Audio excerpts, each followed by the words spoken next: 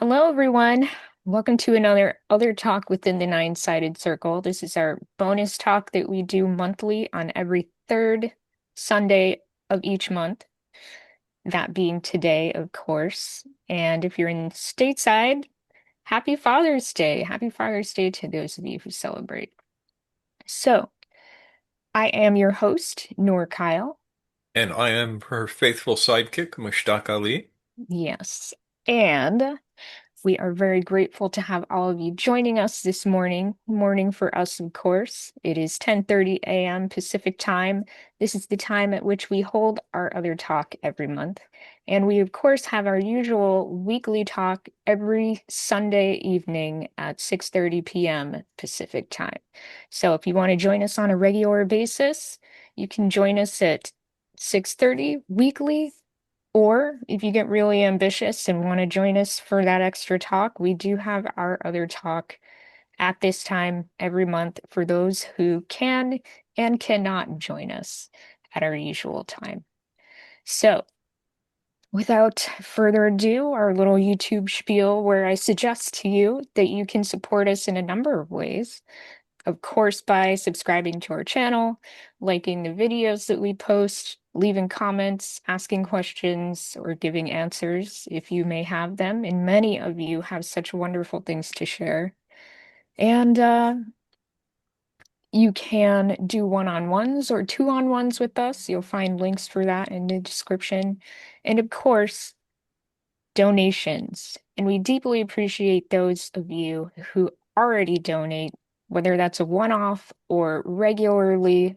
All of it is such a huge help as it helps us keep doing the work that we do to help people wake up, to stay awake, and to be human. Because so many of us are really struggling to stay human in a world that wants to dehumanize us.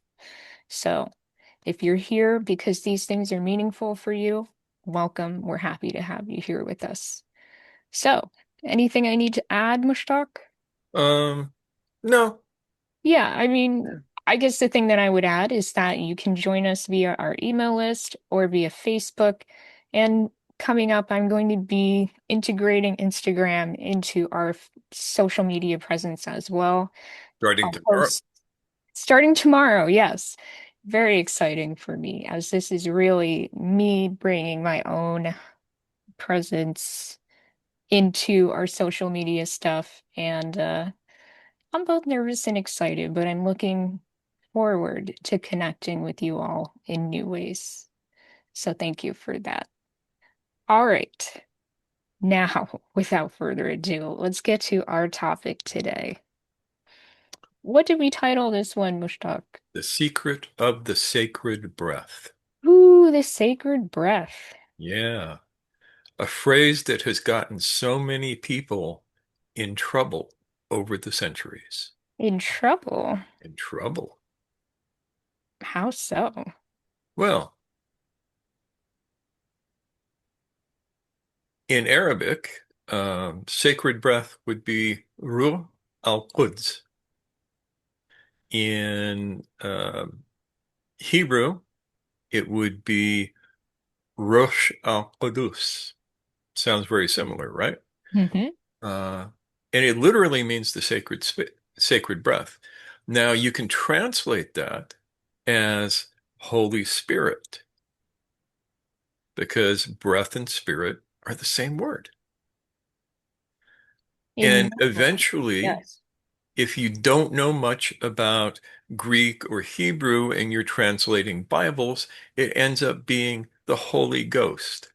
And kids all over the world imagine some dude with a sheet over him hanging out with God.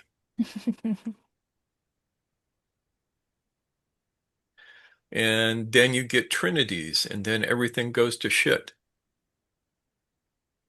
Maybe I said shit too early in this talk, but I don't really care. Um, yeah, so think about this. In uh, the early accounts of the creation of man, what does God do?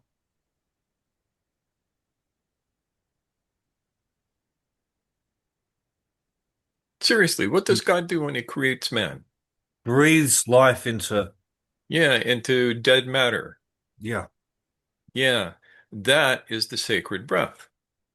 And I would say not only did the divine spirit do this with man, that every life you see everywhere, I look out the window, I see trees. They are full of the sacred breath. Everything that is alive, the ants that crawl across your floor at night to try and pick up the crumbs that you left behind, also are full of the sacred breath. We could argue rocks, water, everything could be full of the sacred breath, but let's not get carried away. Let's stick with life for a moment.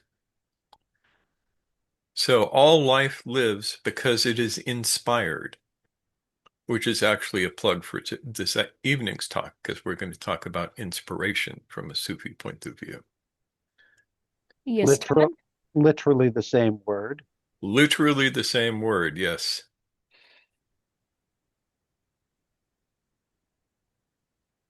So, what does this mean? If we understand the Holy Ghost to actually be the sacred breath, what does this mean for us as human beings?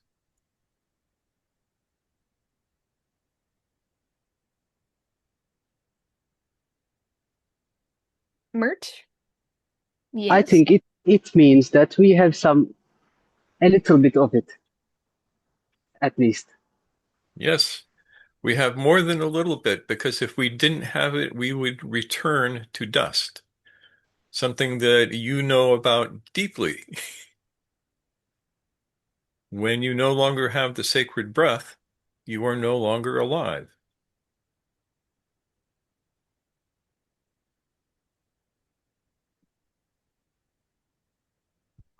So,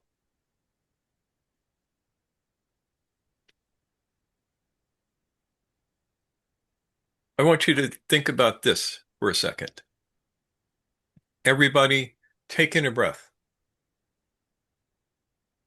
Pause for a second. Let it out. Pause for a second. Easy, no? Nothing hard about that. Now, everybody, speed up your heart. Now slow it down. A little bit more difficult, right? If you're tricky with your mind, you can do that a little bit. Or if you train with biofeedback for months and months, you can do that a little bit. Now let's try this. Speed up your digestion.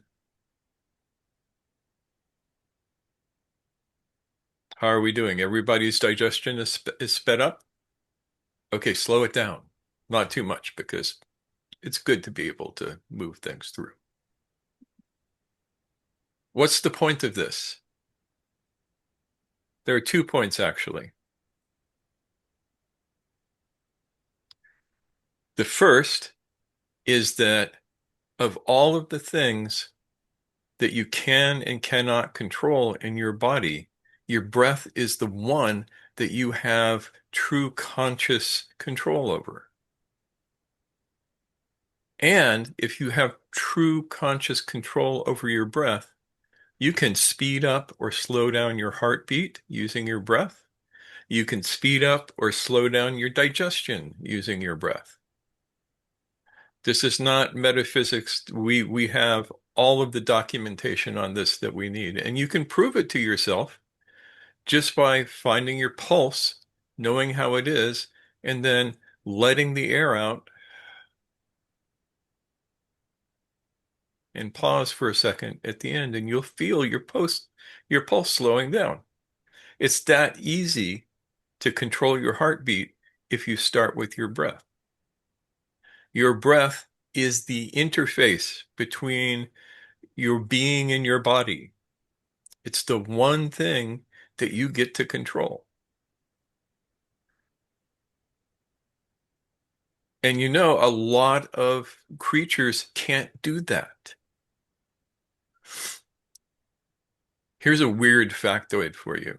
Most animals, when they run at their top speed, can only take one breath per stride, no more, no less.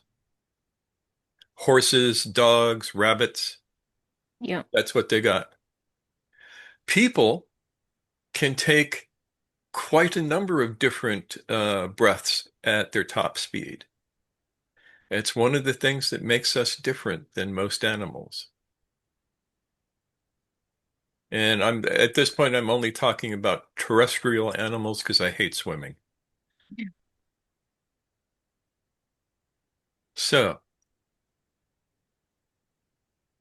our breath is in the animal world pretty unique. And it's that way for a reason. We can talk about how it got that way at some point, but not today. We're just gonna assume that y'all realize that it is that way, that we can take conscious control of our breathing. And by doing that, we can affect a number of different physiological and psychological and spiritual aspects of ourself. Kind of cool, huh?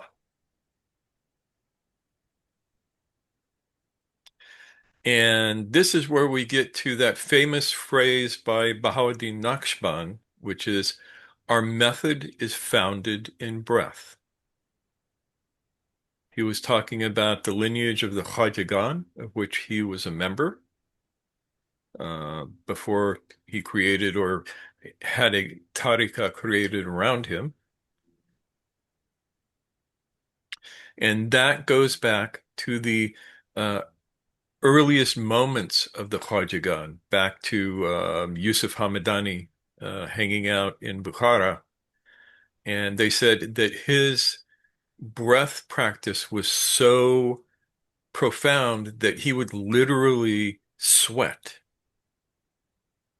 You know, it would raise his metabolism and he would sweat as he was doing his breath practice,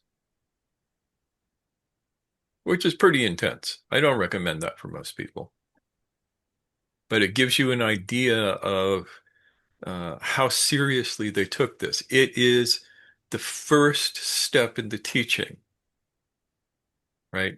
You've all heard us talk about the 9 precepts, and the first of the precepts, hosh dardam, attention to breath, breathe consciously. The very first thing that is taught.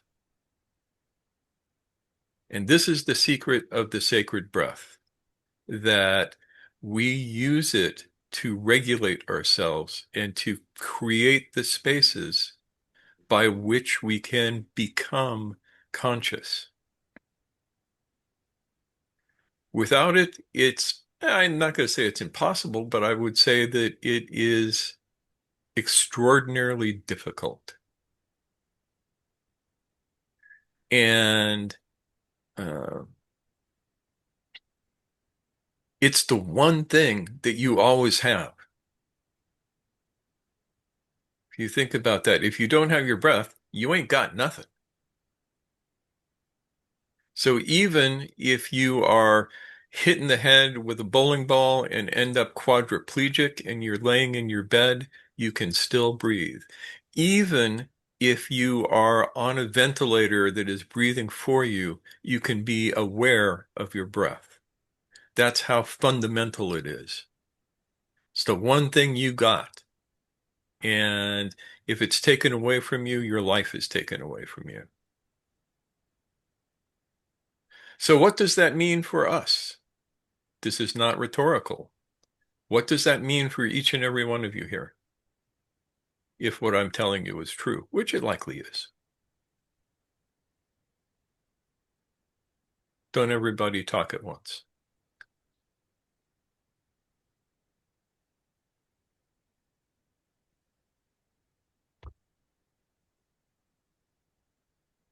Bueller?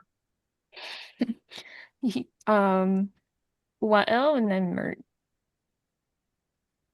I would say it means to me that despite the uncertainties of life, despite the ups and downs, and the many, many things that are not in our control, to remember that breath is something that is granted to us that we do have control over, uh, is is sort of like a safety mechanism for me, an anchor, so to speak. And when I reconnect with that anchor, uh, I become more calm, particularly if I'm doing my breath practice. And it's through that calmness I get to be aware and conscious of other things I wouldn't get and would not be able to perform if I haven't placed myself biologically in my body in that state of calm. So I really get how it's foundational because it gives us access, at least to me. I feel that it gives me access to all the other things that we speak about in the school. Exactly right. Thank you. Mert, Yes, Mert. I'm not getting the little hands. Are we getting hands? Yeah, remember those are available to you and they help us out. Yeah. I do like this because it's hard for me to do this from the Okay, on phone. a Yeah. phone, yeah. To me, to me, the breath is at the very core of the creation, if I may say like this. Um, and if breath wasn't present, this world wouldn't be here. I can prove this to you. Although some may think that I am crazy, but when you give the breath out, all of the breath out, and you instinctively want to take some breath in, and you actually have to take the breath in. If you don't take the breath in, then you die. There is no life. Yes.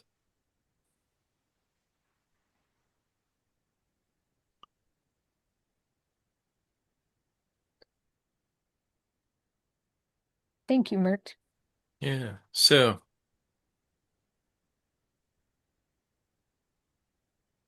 any other thoughts, folks? Yes, Ian. Yeah, I'll just comment that regarding the breath affecting heart rate and stuff. For about a year now, I've been monitoring my blood pressure, um, and I do it 4 times a day. Do it when I wake up. I do it before I go to bed, but I also do it around my regular practice, which I do for about an hour. And the one before I practice is always the highest pressure of the day and usually the highest heart rate as well. Um, and it's quite remarkable. It doesn't always send the blood pressure down, but sometimes it does significantly. I've had it go down over 20 points, and the heart rate always goes down by the time I'm finished. That is Yeah. really helpful. Thank you for sharing that, Ian, because other people are probably wondering, yeah, but this is what's the point? This is one of the, the quantifiable things about practices dealing with the breath. Yeah. And I will remind people that the Khwajagan, especially in the early days, all of them lived to ripe old age into their 80s and 90s 1,000 years ago. And one of the reasons for this, according to them, is their strict breath practice, which does things like lower your blood pressure, lower your heart rate, relax your mind, all of these things. And we haven't even gotten to the good stuff yet. James. I don't know if anyone's sort of already made this observation, but so the breath gives us a constant opportunity for meditation throughout the day, throughout our lives, not just sitting on a cushion up in a monastery, but in our actual lives, and a very uncontrived meditation. Like you're not trying to condition or program your experience with a set of like, I mean, you can, but a set of like visualizations or anything. You're getting kind of a bare bones meditation that's constantly available and very, very real. Immediate. Yes. Immediate. Yes, immediate. Hmm. Good observation, James. Thank you.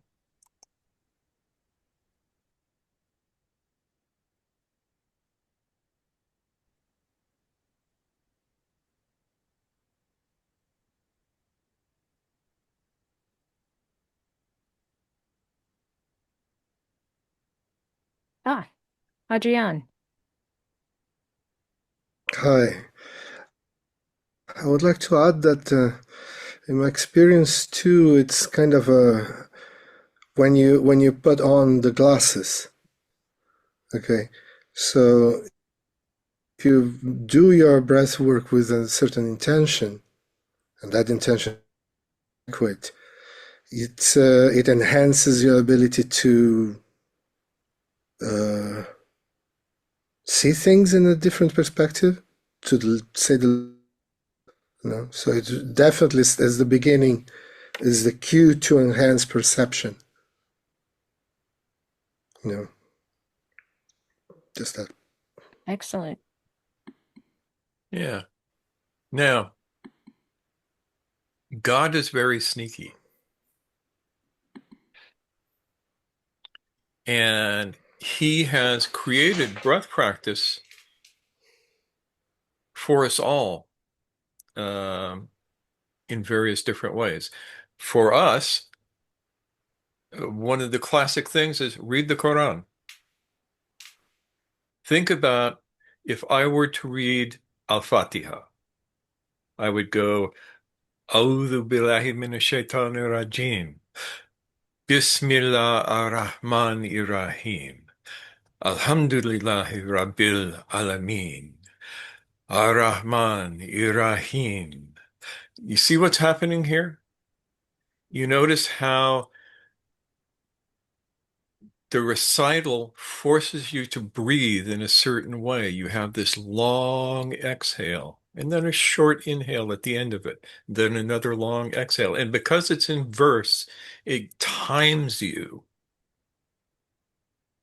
It's got that rhythm to it. Yeah.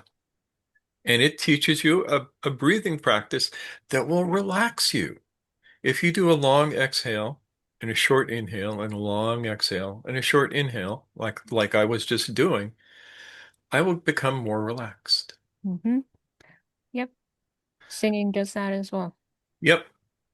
And back when the Gospels, such as they were in Aramaic, you had the same thing.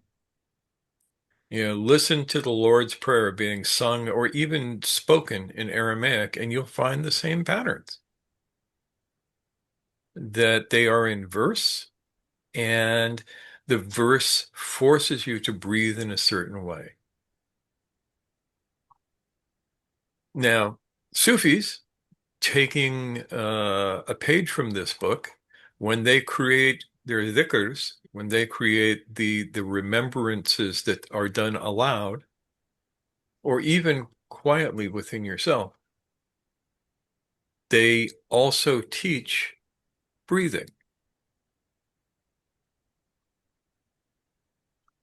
The classic one for this is the Rifai sawing breath, which if you hear it, you will always know it, and it's a going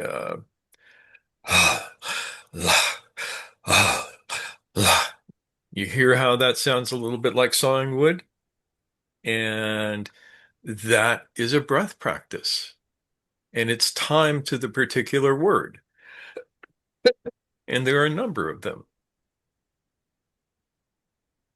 Wakes you right up.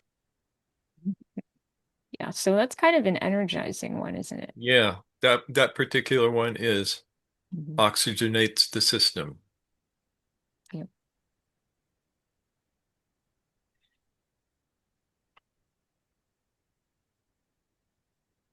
And the good news is you don't have to be a Sufi to do the breath practices. You don't even have to use words. You can just breathe. The words are there to time your breath. And so, for the last half of this talk, we're going to teach you first a couple of one beginning, one intermediate, and then we're going to look at a couple of advanced breath practices, which if you are clever enough, you can teach yourself to do. Noor, tell us about the box breath. So this is a special one in that you don't need any prior breath practice experience to be able to do it, but if you have plenty of breath practice experience, it's still going to do good things for you. You'll still notice benefits from it. So it's something that is just infinitely, you can keep using it no matter how much experience you have. So this one's called box or square breathing, and it's symmetrical throughout. You don't have short in breaths, long exhales, all of that. It is just the same count all the way through. And it's got this aspect to it that allows you to have kind of a really intuitive option to visualize a geometric shape of a box or a square as you do it. And that can be helpful for many people, especially in situations of stress where you need something to help ground you, give you something to focus on. You can imagine that square taking shape in the air in front of you. You can draw it in the air. You can draw it on the table in front of you. You could draw it on your leg. Anything like that that allows you to just go through the exercise in a grounded way. So you have 4 equal phases. It's going to be first inhalation through the nose. Then you hold the breath when your lungs are full. Then you exhale through the mouth. Then you pause with empty lungs.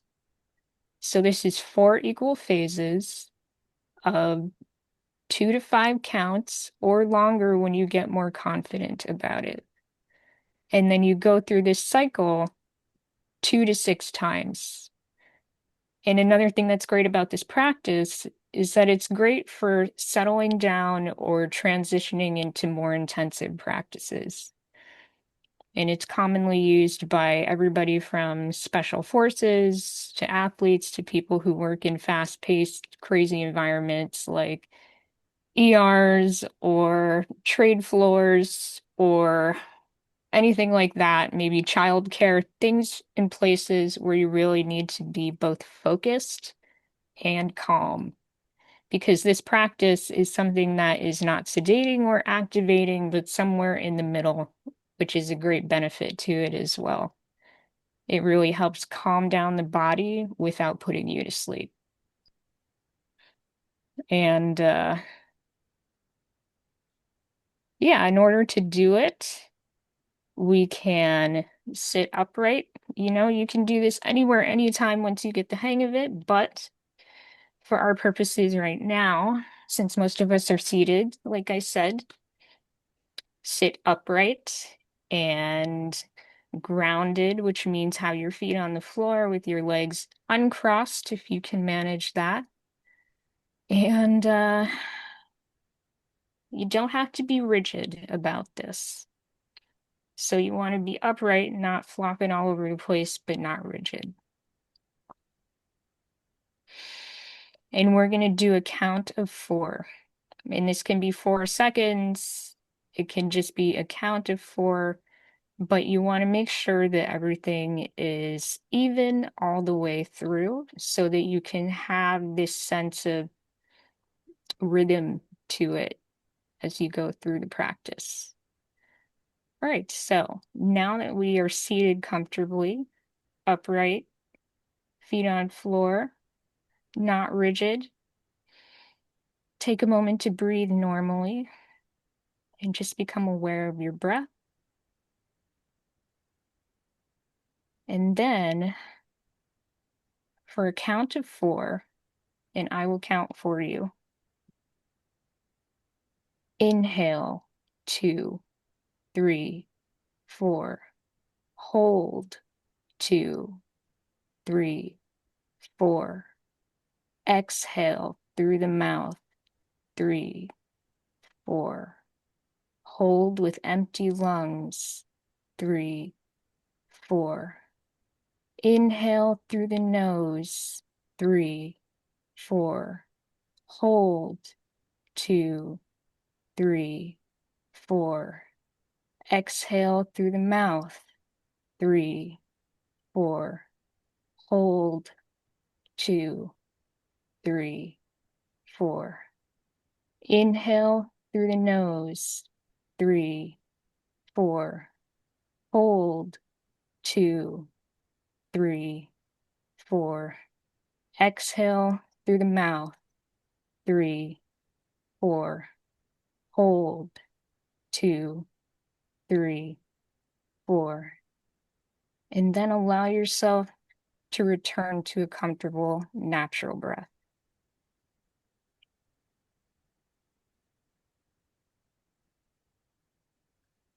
And if you found that that was a little too challenging for you, when you try this on your own, as I recommend that you do, you can start with a count of 2. There's no winning or losing to this. It's just about what works for you, what's effective for you. Does anyone want to share their experience with that practice?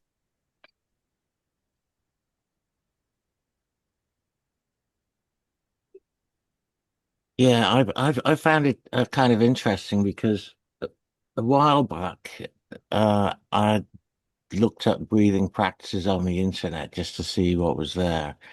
And one of the things I came across was box breath, and I think it was they said that SEAL teams use it in their training. And I sort of did a half-hearted attempt at just trying it to see what happened, and I found it very difficult. Um, but interestingly, when we were doing it just now, uh, it actually wasn't too hard for me. It was just quite straightforward, which was nice. Good. I'm glad to hear it. I actually, of course I practiced for today and everything, and I found myself doing it prior to my teaching it to all of you, and that made it easy for me to be calm. So although it's not my go-to practice, I have found that it is effective when we give it, when we take it seriously. And I found that there is less stress around holding if you literally allow yourself to draw it out and use that as a grounding practice. Yes, Todd. I first learned this as a method of falling asleep. Um, Yes. it's interesting to see it being used as a way to maintain wakefulness and alertness. It can be used in a variety of ways. I think the main thing is for it to create a sense of balance because people use it for public speaking, during anxiety spikes, to prepare for meditation or, more intensive breath practices, and as you mentioned, before going to sleep. So it is a versatile practice. Yes, James. I don't know if this is coincidental because it's gone 4 a.m. here, but that triggered a lot of yawning. Yeah, That's it's just not the time. coincidental. Yeah. Yeah, you change the balance of oxygen and carbon dioxide in your lungs when you did that, and that tends to make you yawn. Right. It's not just that it's way early. It is No, actually I've okay.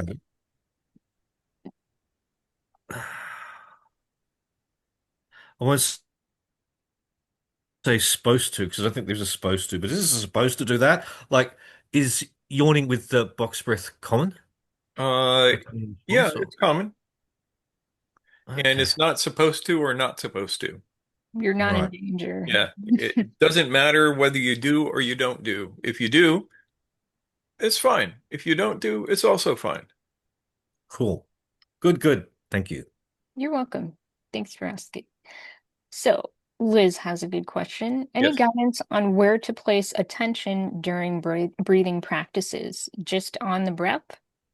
And the answer to that in this case is yes. Just on your breath. Be aware of your breath. That's all. Nothing fancy. We'll get fancier later, but on this one, nothing fancy. Yes, David. It's interesting because in the section where you sort of leave the breath out, I get quite a bit of alertness, Yeah. uh, almost sort of like a nervous response Mm, and a little shaky. Um, it's actually a practice I do commonly, but usually I sort of preemptively settle into the awareness of my breath first and get sort of like make peace with that wherever it's at, whether it's short breaths or long breaths. I'm not trying to control it. yes. And then once I'm sort of settled into that, then I can start to sort of implement something like holding out or holding in. But then now where we like just sort of jump straight into it, my nervous system was like really kind of ignited. In and I could easily interpret it as like nervousness, but I saw it as more of like alertness, right? And I could kind of settle into that alertness. Yeah. And there's a physiological reason for this. There is uh, a thing called the Bohr effect. Hmm.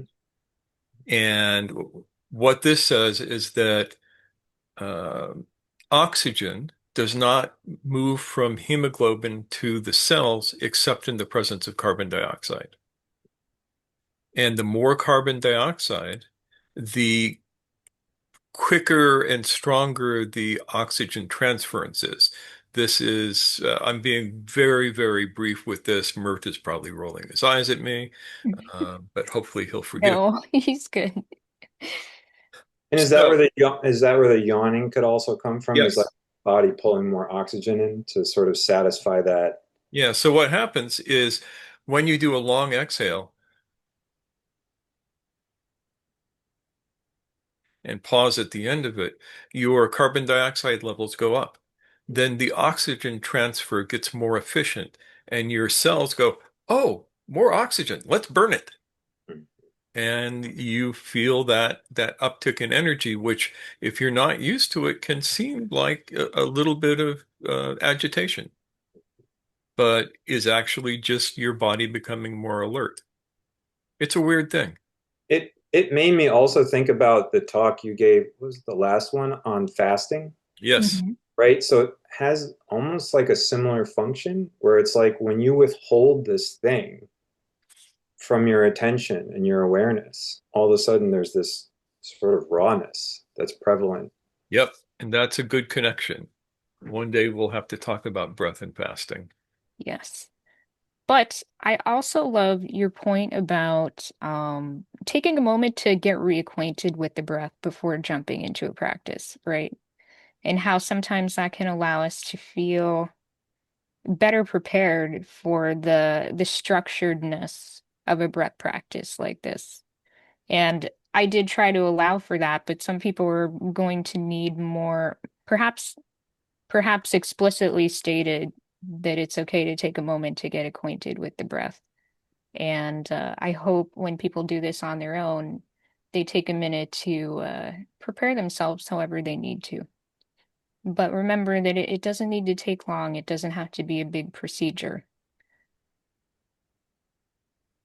Thank you, David. All right, James.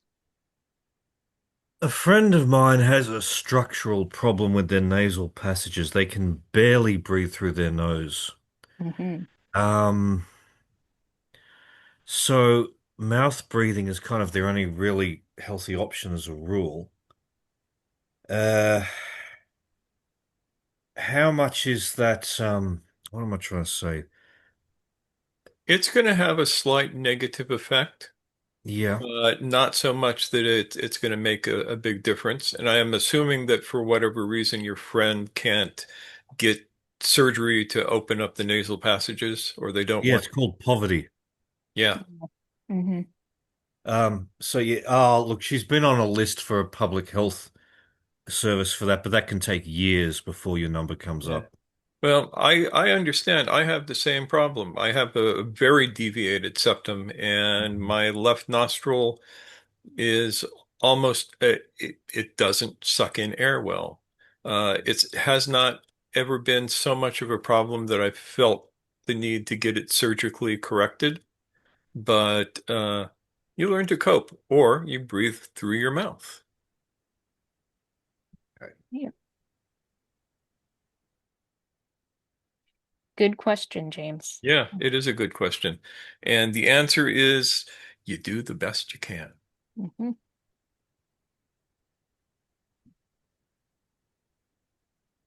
If you'd like, I could share an argument for breathing through the mouth. Um, sure.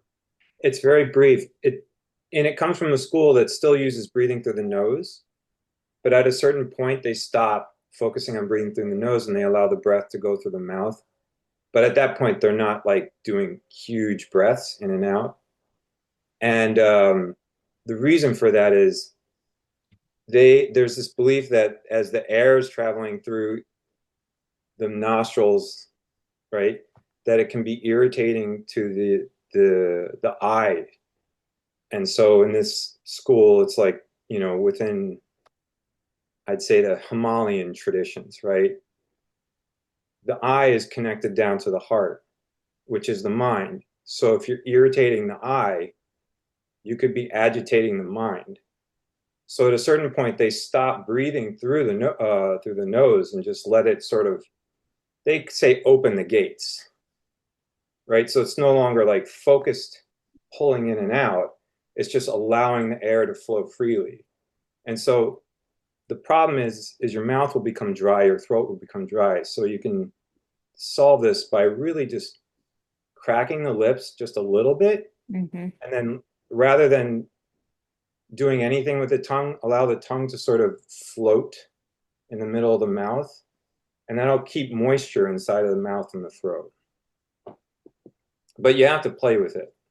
But it is something you can do if you have problems breathing through the nose. And then use the mouth, but in a way that it's not sort of like taxing to your body. Hmm. Yeah, I suspect if you were going to do something like that, you should find a Tibetan monk to teach you how. Well, in any case, Yeah. I appreciate making it Yeah, accessible to people. Yes. yeah, and this goes to show that however you have to do it, you're going to get the effect that you're looking for, one way or the other. So we should probably move on to the next breath practice, which is what we call the fundamental breath. Mhm. This is the breath practice that we use throughout our lives if you happen to be a dervish in our particular school in any of its branches. And it's very simple. Not easy, but simple. You start with your lungs empty. Just you relax them. You take an in-breath, and it's a particular kind of in-breath.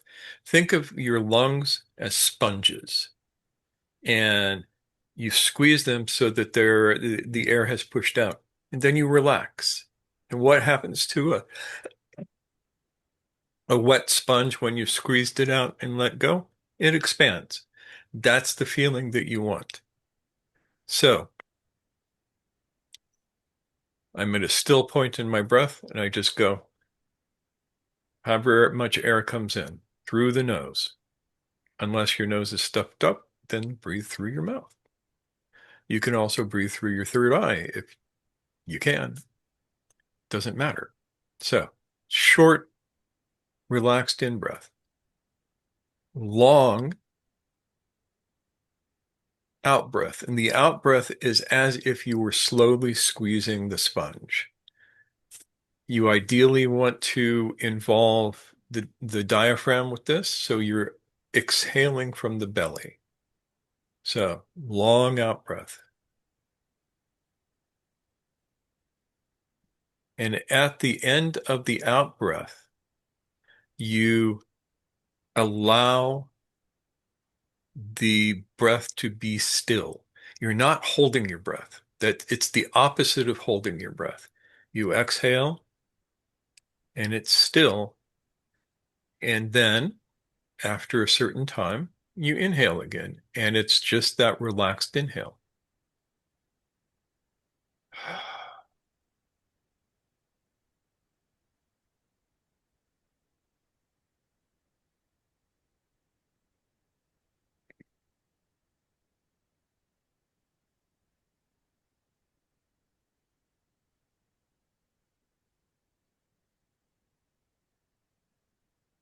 And you be present to that. Yeah. So Todd says the same way you breathe with scuba gear. Never been scuba diving, so I'll have to take your word for it, but it makes sense. It's probably even easier when you're in underwater because the pressure of the water is going to help you with that exhale. Todd's nodding, so I'm not a complete idiot. Yes, James. Um, with the exhale, like I'm accustomed when I'm doing a deliberate exhale to really sort of squeeze everything out using my lower abdomen. So it's which means at the end of the exhale, I've kind of got my tummy pulled in. You don't need to do it that crazy. Right. Because then that That's makes, that's like the Ujjayi breathing where you or right. the abdominal lock where Yeah. you're breathing it up. Yeah. You don't need that. Be- Yeah, I wondered because that kind of interferes with the idea of just letting the breaths pause as opposed to Yeah. deliberately squeeze. Yeah. Yeah. Okay. And the secret to this is the stillness at the end of the breath. Because Mm. as you practice this, both your exhale gets longer and the still point at the end of the breath gets longer. Um, Without it being a stressful experience Mm. to yeah. force it. Yeah. And it will be a slightly stressful experience because your body will think you're not getting enough air at first. But as you practice, you find that you can extend that pause longer and longer, um, and it will remain comfortable. Mhm. Yes, and it has to be a relaxed pause, not me sitting there furiously, kind of. So, Yeah. Exactly right. no, I was kind of coming to that conclusion anyhow, but yeah, thank you for Yeah. clarifying. Now, again, your attention is on your breath, just on your breath. Feel it coming in, feel it going out, feel your lungs, all there is to it. You can do this breath while walking down the street. You don't have to be sitting. Same with the box breath. You can do either of these while walking down the street. This breath is considerably more challenging. And at first, you will not be able to do it for very long before your body demands that you breathe in your habitual way, because it thinks it's being oxygen starved, even though it's not. But with practice, it gets to the point where my teacher said 23 seconds is how long you want the pause at the end of your exhale to be. And if you think about it, 23 seconds is nothing. And yet, don't feel like you need to be able to do that Yeah. today, next No, week. you will need to work your way up to it. Yes. Somebody wrote something very long here. Yes, Liz says, I find this breath challenging. I recently tried a cold plunge and I used this breath while I was doing it, and it felt very peaceful.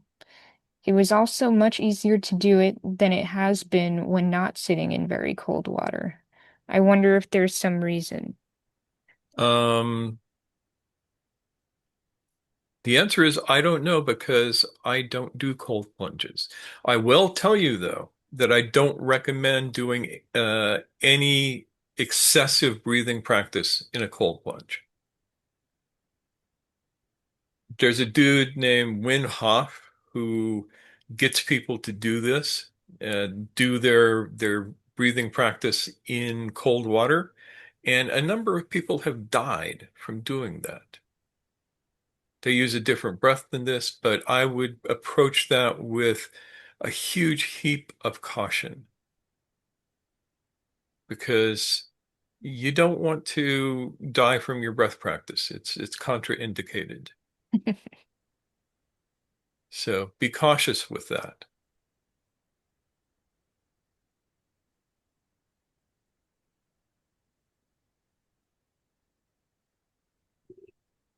Don't mean to scare you, but we like you. We don't want to lose you. I was just going to comment. I believe that you've taught this before in one Oh of your yeah, we talks. we have been talking about this since the beginning of our talks. Yeah, and I remember that that time I found it very difficult.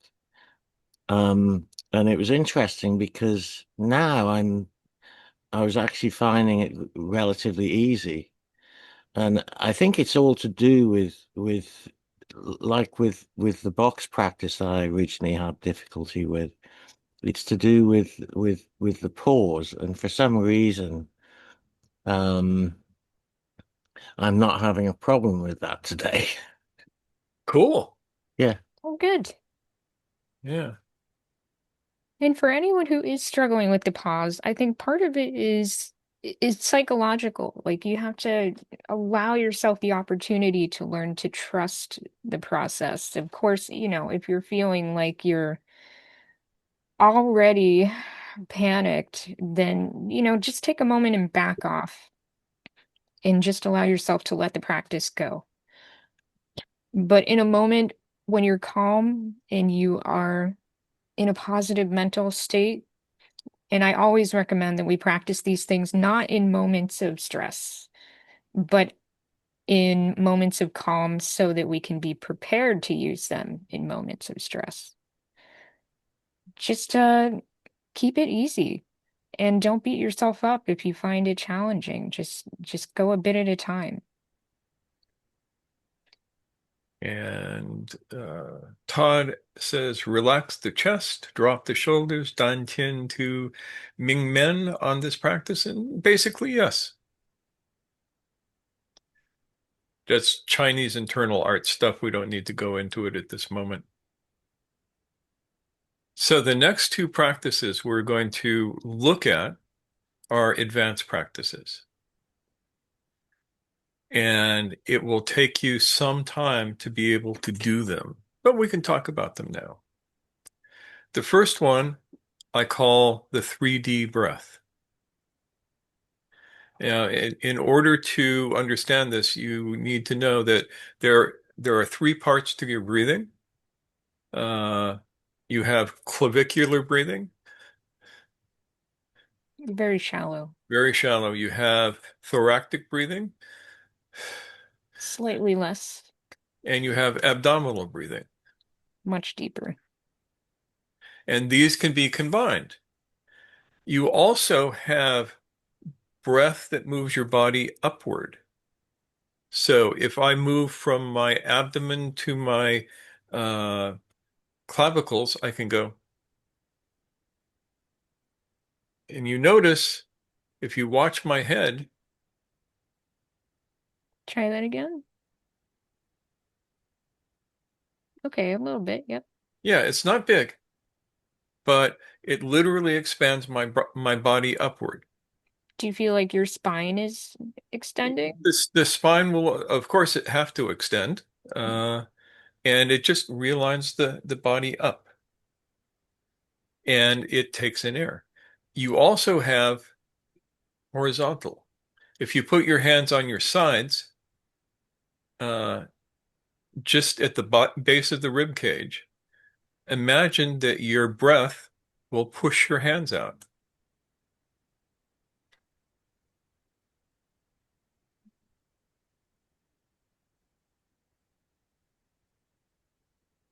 And you can feel it going this way and this way. This is trickier. And the trickiest is the third way, which is the front back. So if you put your hands over your kidneys, That's like and on your back, right? yeah, that's on your back, Like your below the gripping rib around your cage, waist. above the hips. Yeah. Now, breathe in such a way that your breath pushes your hands away from your body.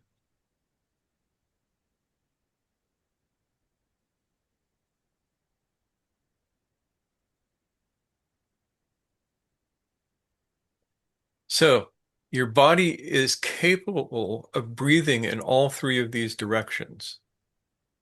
And the trick is to train yourself to breathe in all three directions at once. So you're you're moving upwards, you're moving horizontally, and you're moving front to back. You do this slowly because if you do it fast, you'll hyperventilate. So you sit there, your spine is straight, and you just go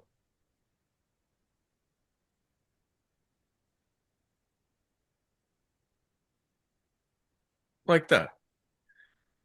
Where I come from, we call this snake breath.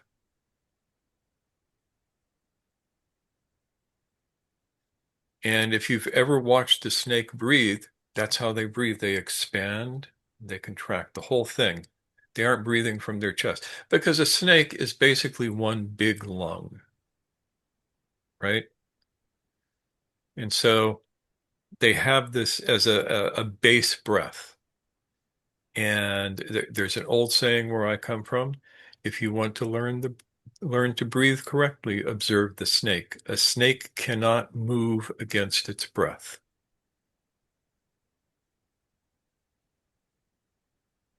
Think about that. If you're a snake, your movement has to make you breathe. Not snakes don't just sit there and breathe with their lungs and not the rest of their body. Nobody does. The lungs are a passive organ. The lungs do nothing in and of themselves. They must be moved by the rest of the body. And learning to breathe in this way teaches you to move your lungs with your whole body. And we're just touching on this now. It's hard to demonstrate and such like, but I want you to get the idea and experiment with it. See if you can find these three dimensions of breath that you can have. And just sense all the moving parts that go into making breath happen. Belly muscles, rib muscles, the muscles along your spine.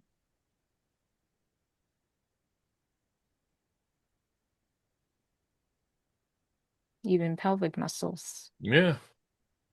Yeah. If you do this right, you have uh, you have your diaphragm under your ribs, but there's also the pelvic floor is a kind of diaphragm.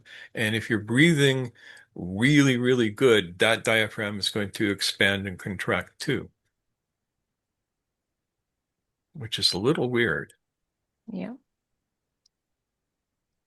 And none of this is stuff that you're going to master in a week. You could probably master the box breath in a month. You could master the fundamental breath in 5 years.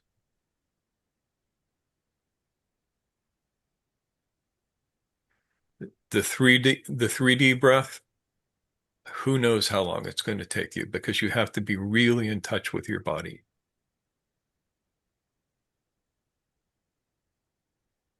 And then we get to the last breath of the day, the Yeah. very last breath. Hold that thought, Mushtaq. Yes. Did you have a thought? I see you unmuted. Oh, me. I had a curiosity question. I just you keep saying snake breath where I come from. Where is the where that snake breath, the term comes from? That term comes from the southwest of the United States. Okay. I'm not going to elaborate any further. You're going to stay mysterious I'm or going to stay mysterious. I will tell you that in the original language, it's called Yizhe Klish, okay. and that literally means breath of the snake.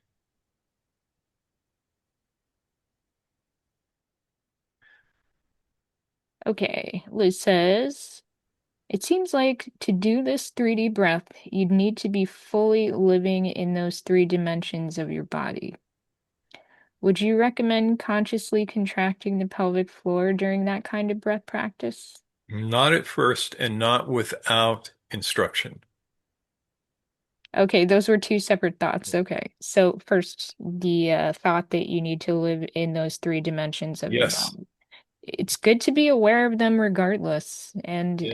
this is one way that you can practice some mindfulness about all of the moving parts that happen during a breath in and out. Yeah. And for, especially for the fundamental breath, there are, okay, so in Hindu thought yoga, you have what are called bandhas. Bandha means a lock or a tie. Our word bandana comes from bandha, to tie something up, to tie up a cloth.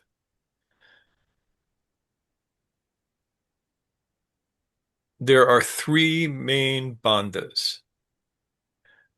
The root lock, which is at the pelvic floor, it's actually, if you know where your perineum is, the root lock is a contraction of the perineum. Then you have the solar plexus lock, the diaphragmatic lock, which is where your body pulls in and up at your diaphragm. And then your third lock is at the throat, and it goes out and down like this. For those of you who have practiced our version of the the five Tibetans, we teach these three locks. Together, they are called the Mahabandha, the Great Lock. And we use these in some of our breath practices. That is more than we can go into in a short morning talk. But yeah, you need to be able to do those locks, but you need proper instruction in how to do them. Otherwise, you're just going to end up giving yourselves cramps in places where you don't want them. So just start with awareness. Yeah. Start with awareness. All right. All right, yeah. If you'd like to move on to the last one. The Yeah. last one. This is the most fun one of all. Um, I don't have a cool name for this in English, so I'm just going to call it the last one. This is where your breath is balanced through almost like gravity. So if I let gravity pull my lungs in for an exhale, it's what it feels like to me. It feels like just gravity itself pulls my lungs in. And at the end of that, there's this stasis that you meet where the inward pressure, and it's not really gravity because it's going this way, not this way, but that's what it feels like. Um, and there's this stasis point where the inward exhale and the natural tendency of the lungs to expand reach this stasis point, and then you just let the air come in and then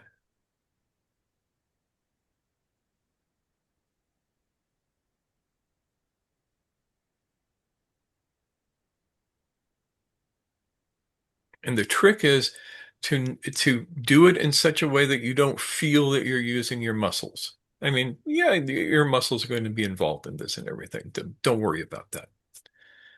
It's going to feel like you're not using your muscles. This takes a while to get down. It is the most relaxed breath that you can do.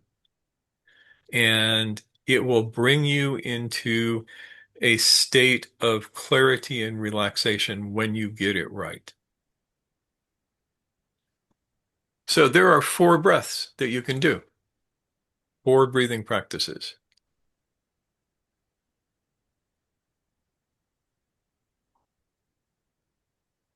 What do you think?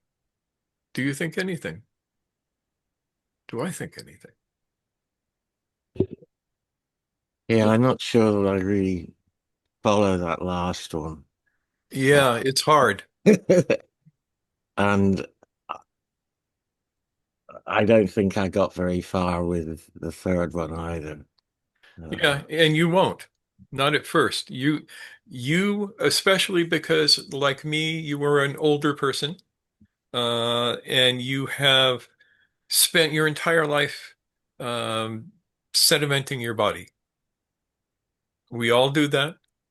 And the only way to counteract that at our age is consciously. And that means that you are going to have to work to get your body free enough to move in those 3 dimensions.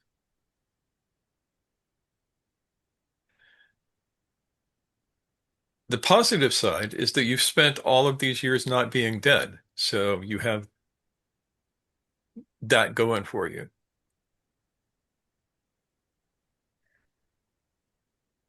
Does that make any sense at all, or am I rambling because I haven't had enough coffee yet? No, it makes sense. Especially about the sedimenting body. Yeah, we all have to deal with that.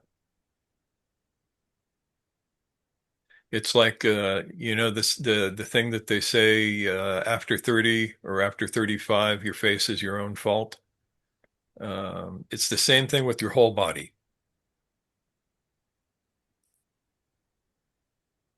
which is why, David, yes. So I was wondering, like, I guess if in your mind it's okay with regards to like the 3D breath to like experiment that with like in terms of cultivating it, developing it by using sort of postures. Absolutely. Yeah, so like laying on your side to feel the side expand into the ground. So you have this external Yeah. support to sort of bring awareness into that. That would be interesting. Yeah. Anyone wants to I will hold tell you that that? in Iran, Sufis have a special kind of belt. I think it's called reshteh. It's a long belt made of strings, and you can tie it around yourself in certain ways. And one of the things that you do with it is tie it in such a way that you can push against it. And it's the same basic idea. It's probably more convenient to like lay on your side, lay on your back, lay on your front than to make one of these belts. I've seen that in the Rinzai tradition as well. Yeah, we probably stole it from them when the Buddhists moved through. But that's a great suggestion, David. Yeah, it really is. You can use your hands, push against your own hands, all of these things, because you need the feedback at first. You have to be able to feel what's going on, and the best way to do that is with some sort of biofeedback. Mm-hmm. Yep. And Adrienne suggests other things that you can do for some biofeedback, like singing consciously, playing some wind instrument consciously, just giving you that, it's direct. You get to hear how it's going through the sound that you're making. Yeah, and it doesn't have to be a fancy wind instrument. Get a penny whistle. Or drive your family crazy using a recorder, just like in Yeah. elementary school. My friend just picked up a recorder and she's going through the process of learning what the little kids do they have these little pipe cleaner belts that they get, and it's like the whole series of colors, and you have to go through these little tests to progress. And it's kind of adorable that we're in our 30s and doing this. But it's fun, and it is such a great way to do something like this to practice the breath. Todd says, the most evil thing I've seen is a plastic recorder in the Frozen songbook. There you go. Todd knows. Todd gets it. Adrienne says, try overtone singing. That's fun too. Yeah, that will teach you how to sustain your exhale. And since our tradition is Central Asian, there is some overtone singing mixed in with it. But we're not going to get into that now. So, any other thoughts? We're kind of running out of time here. Yes, James? One thing I've noticed personally, in terms of like stress levels, if I'm trying to do breath practice when I'm like half asleep because I've just woken up or something like that, it comes a lot easier. When I'm fully awake, well, awake, when my conventional condition sediment itself is fully kicked in for the day, then it's definitely more difficult. Uh, That Perhaps a makes bit of an sense. obvious, sorry? I said that makes sense, you know? Hmm. So a lot of sedimentation is, I suppose, psychological habits running during conventional wakefulness. Hmm. Yep. So, yeah, that's all. That's it. That's all I got. Well, good. Something for everyone to keep in mind is that if you're noticing that it's easier during times of less stress and harder during times of more stress, first of all, that's natural. And you can trust the process to allow yourself to experience the practice shifting that sedimentation if you give it enough time.